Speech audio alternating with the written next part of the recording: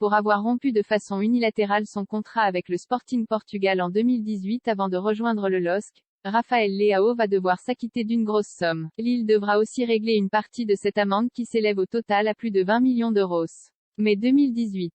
Excédés depuis de longues semaines par les mauvais résultats de leur équipe, des supporters du Sporting font irruption au centre d'entraînement. Cagoulés, ils décident de forcer la sécurité des installations sportives avant d'agresser physiquement joueurs et entraîneurs. Pendant leur attaque qui dure une quinzaine de minutes, ils saccagent les vestiaires et brutalisent des membres du personnel avec des ceintures. Choqués par l'extrême violence de cet épisode, plusieurs joueurs préfèrent quitter le club pour tourner la page. C'est le cas de Rafael Leao. Après avoir procédé à une résiliation unilatérale de contrat, ce grand espoir du football portugais alors âgé de 19 ans prend la direction de la France et du LOSC, où il poursuit sa belle progression en claquant 8 buts pour sa première, et seule, saison en Ligue 1. Un gros coup dur pour Lille à 23 ans, Rafael Leao fait aujourd'hui le bonheur de l'AC Milan et est annoncé dans le viseur des plus grands clubs européens.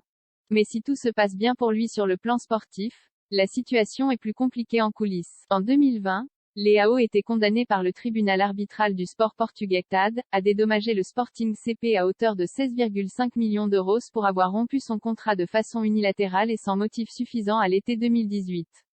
Cette histoire concerne aussi le LOSC. En février dernier, le club nordiste a été déclaré par le tribunal arbitral du sport international, TA, solidairement responsable de la dette de plusieurs millions d'euros que Leao doit régler au Sporting CP. Un gros coup dur pour les Dogs, qui avaient décidé de faire appel pour se défendre et contester cette décision. Mais selon les informations du quotidien portugais Record, le recours déposé par les dirigeants lillois a été rejeté par le tribunal fédéral suisse, qui avait été saisi en appel après la décision du TA de condamner solidairement le joueur et Lille.